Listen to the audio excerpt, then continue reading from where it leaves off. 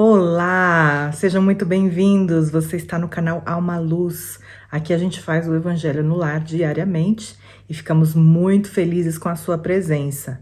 Mas, se você está aqui e ainda não sabe direitinho o que é o Evangelho no Lar, como fazer o Evangelho no Lar e de repente gostaria de ter mais informações para, quem sabe, dar esse pontapé inicial e ainda estamos no começo do ano, né?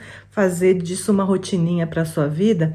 A gente colocou um vídeo no canal fresquinho, bonitinho, que se chama Como e Por que Fazer o Evangelho no Lar. Para todo mundo que quer começar, eu acho que é um bom caminho. Eu encorajo a todos a darem uma olhadinha lá. A gente vai ficar muito feliz com a presença de vocês no nosso outro vídeo lá também. Mas, já que estamos aqui para o nosso Evangelho de hoje, vamos começar. Nosso livrinho de mensagens, Vinha de Luz, Chico Xavier, com Emmanuel. Hoje nós vamos ler a mensagem de número 34, que se chama Não Basta Ver. E logo viu e o foi seguindo, glorificando a Deus. E todo o povo, vendo isto, dava louvores a Deus. Isso está no Evangelho de Lucas, capítulo 18, versículo 43. A atitude do cego de Jericó representa padrão elevado a todo discípulo sincero do Evangelho. O enfermo de boa vontade procura primeiramente o Mestre diante da multidão.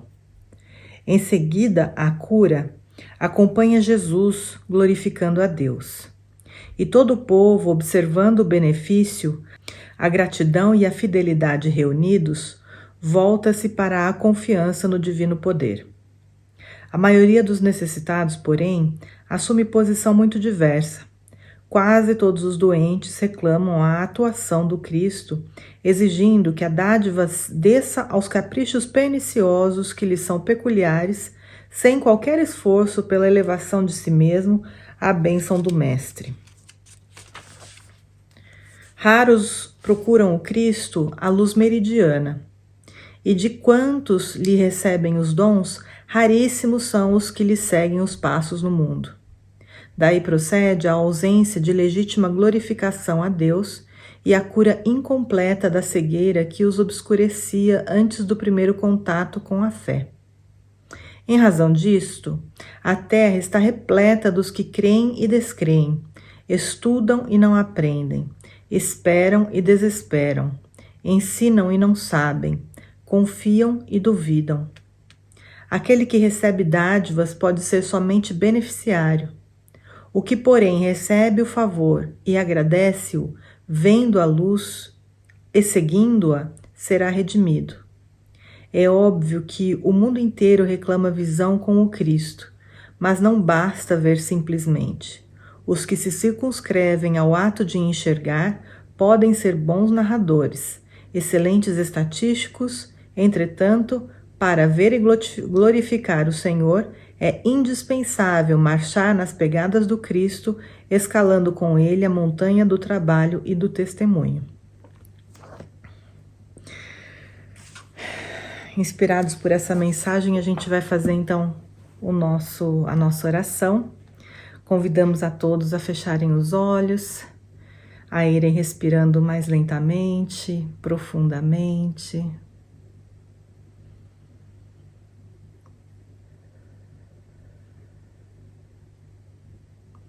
E assim acerenando os nossos corações, as nossas emoções, a gente vai elevando um pensamento e um sentimento ao nosso Mestre amado Jesus, a quem nós agradecemos por estar conosco mais uma vez, em forma de evangelho, em forma de inspiração e proteção. Muito obrigada, Mestre.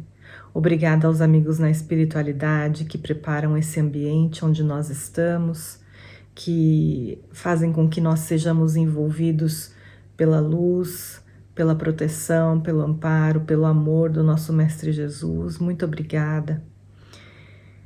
Mestre, essa mensagem ela suscita na gente muitos pensamentos, porque todas as vezes que a gente recebe qualquer dádiva da vida, qualquer graça que nos é dada, a gente deveria realmente ter outra condição de pensamento, a gente deveria receber com mais do que gratidão, com o desejo de fazer por onde para demonstrar essa gratidão. Não apenas receber e nunca dar de volta das nossas capacidades, do nosso amor, né, no exercício diário que todos nós deveríamos fazer de seguir com Jesus. Que essas mensagens, esses estudos do Evangelho do Lar, que as coisas que acontecem no nosso dia a dia ajudem-nos a despertar para essa necessidade, a necessidade de seguir Jesus, mais do que falar sobre Ele, mais do que aceitá-lo no nosso coração, demonstrar nossa gratidão através de atitudes, seguindo-o. Dê-nos força, Mestre, inspiração, segurança, mostre-nos o caminho, que a gente precisa se esforçar para fazer esse movimento em direção a Ti, Mestre. Seja conosco hoje e sempre. Muito obrigada. Que assim seja. Bom, então nós vamos voltar aqui a abrir o nosso Evangelho. Nós estamos no capítulo 3º do Evangelho de Mateus e nós lemos até o versículo 8º. Um versículo bem pequenininho que a gente fez a leitura no vídeo passado. E hoje a gente começa com o versículo de número 9. A gente está falando do bloco que trata da pregação de João o Batista. Então ele mostra, né, toda a capacidade que João tinha, não só de colocar em palavras, né, os ensinamentos da espiritualidade, para abrir realmente caminho para a vinda do Messias, mas também essa capacidade que ele tinha de enxergar através das máscaras das pessoas e falava realmente o que as pessoas precisavam ouvir, doesse a quem doesse. A gente já viu aqui no vídeo passado que o caminho é a gente tentar um equilíbrio sempre, né? Mas era necessário que João fosse como era, agisse como agiu, falasse como falou. E aí a gente vai então para mais um versículo desses interessantes, porque ele fala assim, versículo 9. E não presumais de vós mesmos, dizendo, temos por pai a Abraão, porque eu vos digo que mesmo dessas pedras Deus pode suscitar filhos a Abraão. É um tapa do nosso orgulho, da nossa vaidade, né? Porque vocês acham que vocês são quem? Se Deus quiser, se Ele tiver com vontade, dessas pedras aqui Ele tira filhos de Abraão.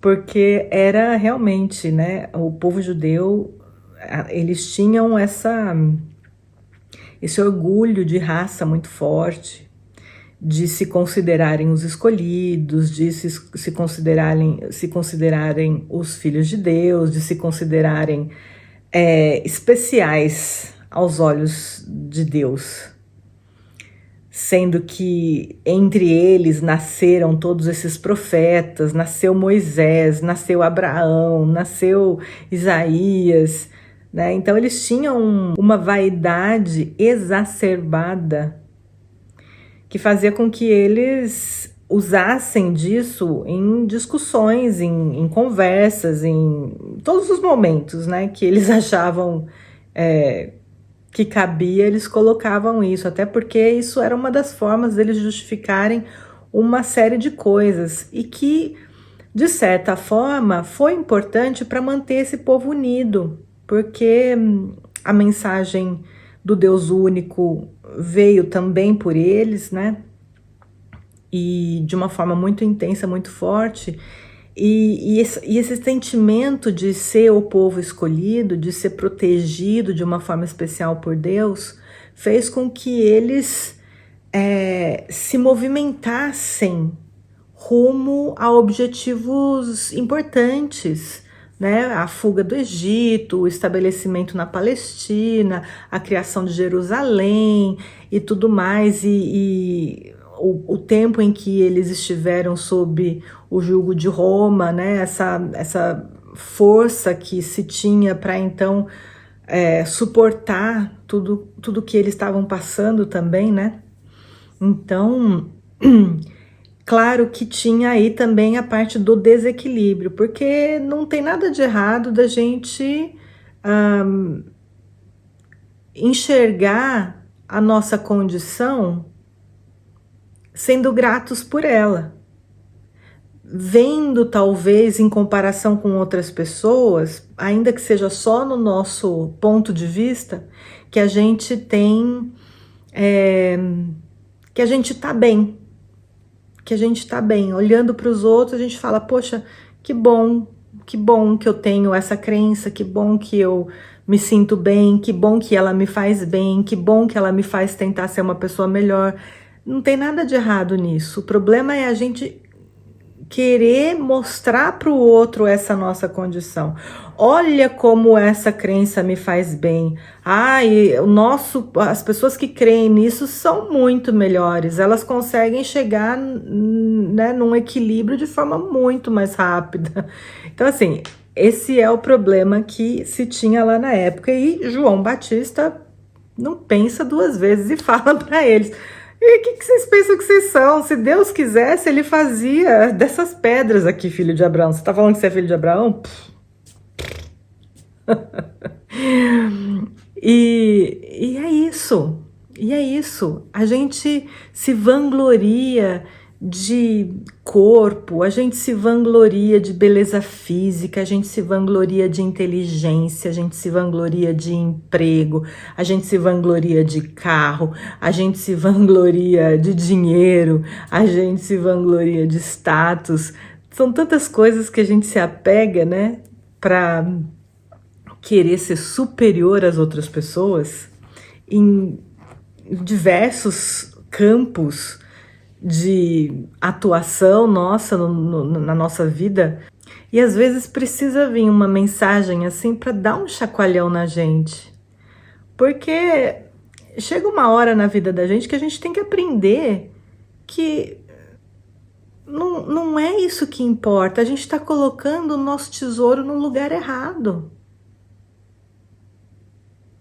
Lembra que no Evangelho vai ter lá mais para frente uma frase de Jesus que fala: aonde está o seu tesouro, aí está o seu coração? Então a gente coloca o nosso tesouro nos lugares errados.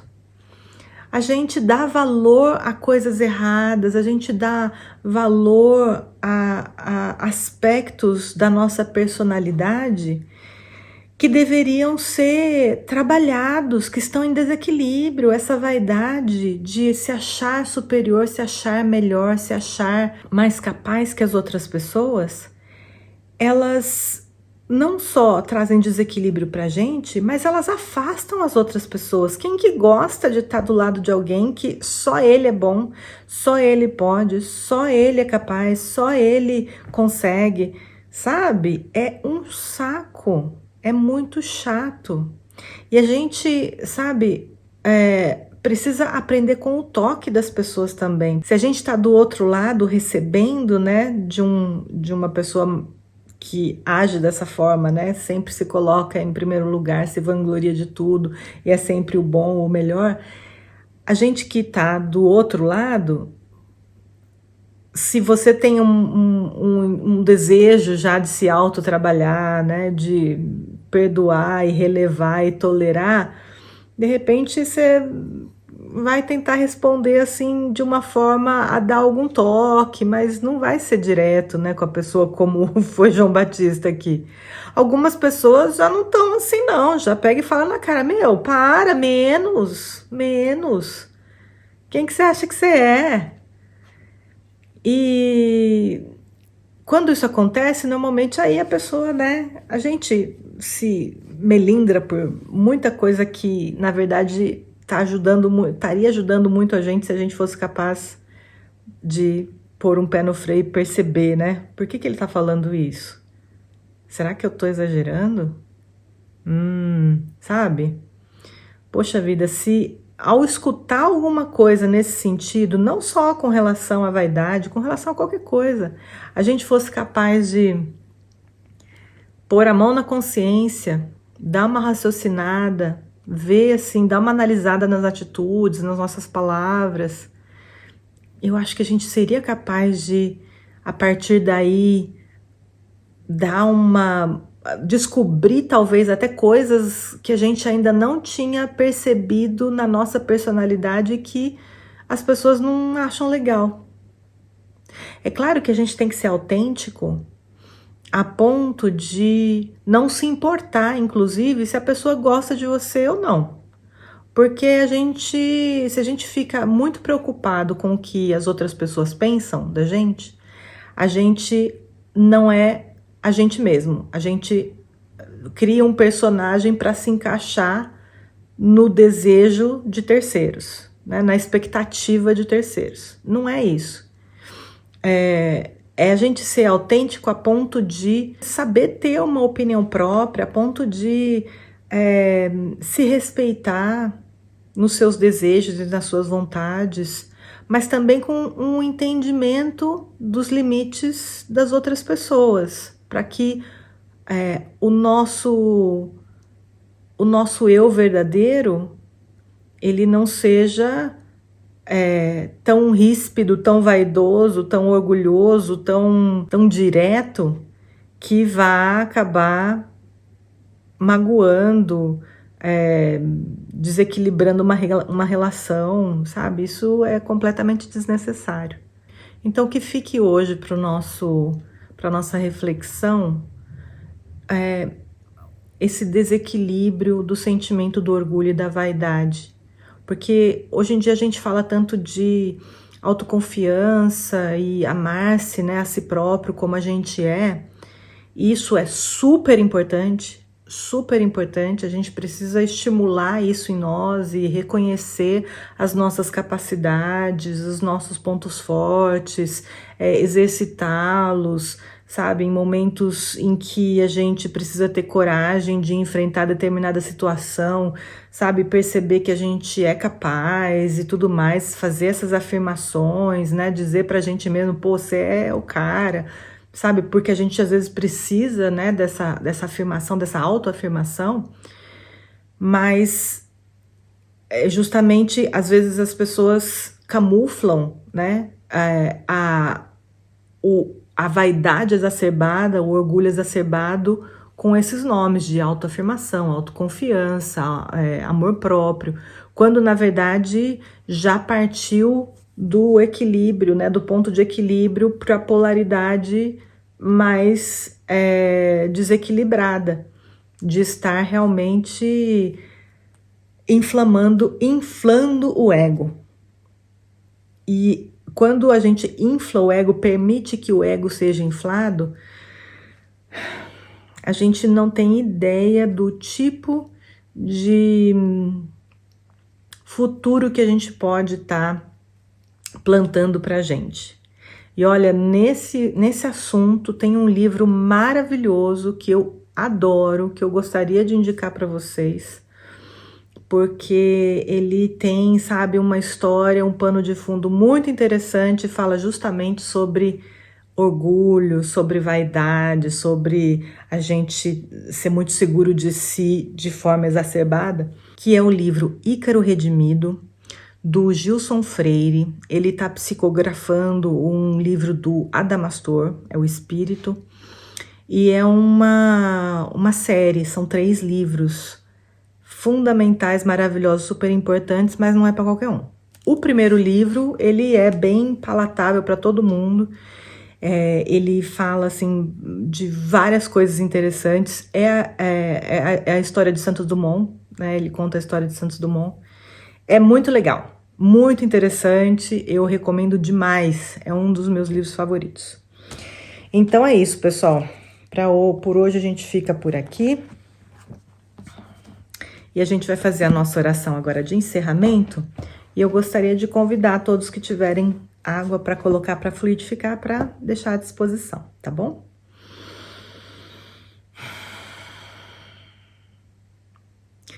Amigos na espiritualidade, gratidão damos a vocês pelo amparo que tivemos aqui essa noite, ao nosso mestre pela inspiração de sempre. Obrigada por recordar-nos mais uma vez da importância de darmos a nós mesmos o valor que a gente tem, mas reconhecendo sempre o valor inestimável da humildade, da capacidade de não se colocar à frente, de permitir que outros brilhem também, exercitando em nós o outro músculo, né? Deixar o músculo da vaidade que a gente vem exercitando em tantas vidas descansar um pouquinho, quem sabe desatrofiar, ou melhor, deshipertrofiar, e quem sabe chegar num limite de equilíbrio, que é o que a gente gostaria mais de ter na nossa vida atualmente, equilíbrio. Equilíbrio em todas as coisas, equilíbrio nas palavras, equilíbrio nos pensamentos, equilíbrio nas ações. Só não ter equilíbrio no amor, que o amor seja o nosso objetivo principal e que a gente ame o máximo que a gente conseguir. Mestre, nesse momento a gente coloca à sua disposição as nossas águas, que o Senhor possa direcionar a elas todo o influxo de amor, e de equilíbrio, de paz e de saúde que vem das fontes mais límpidas da espiritualidade superior, que cada molécula receba essas bênçãos em forma de energia, de fluidos, e que ao bebê-la nós possamos receber exatamente aquilo que nós estejamos precisando, pela graça de Deus. E Pai, a gente pede hoje por todos os habitantes do planeta Terra, por todas aquelas pessoas que estão aí caminhando e não sabem bem o que estão fazendo aqui, que vão de casa para o trabalho, do trabalho para casa, não têm um objetivo de teor mais elevado, não compreendem direito o que estão fazendo aqui, acham que às vezes é só comer, dormir e trabalhar, que exista alguma forma, através do entorno, seja por algum programa de televisão, algum canal da internet, alguma mensagem, algum livro, algum amigo, que possa despertar um interesse na vida dessa pessoa por alguma coisa, que o número de pessoas que vão se despertando no nosso planeta possa aumentar pelo interesse sincero da alma dessas pessoas de buscarem alguma coisa para alimentar suas almas, de perceberem a fome que suas almas têm de espiritualidade, de alimentos que nos engrandecem, que nos conectam a algo superior, que tragam para nós o equilíbrio, a força, a paz de espírito, a tranquilidade de consciência. Que o Senhor possa ajudar a iluminar os corações de todos nós para esse objetivo, se for da nossa capacidade, que a gente possa ajudar alguém que esteja do nosso lado dessas condições. Esteja sempre conosco, Mestre, por favor, hoje e sempre. Muito obrigada e que assim seja. Pessoal, é isso aí. Nos vemos na próxima. Até mais. Tchau, tchau.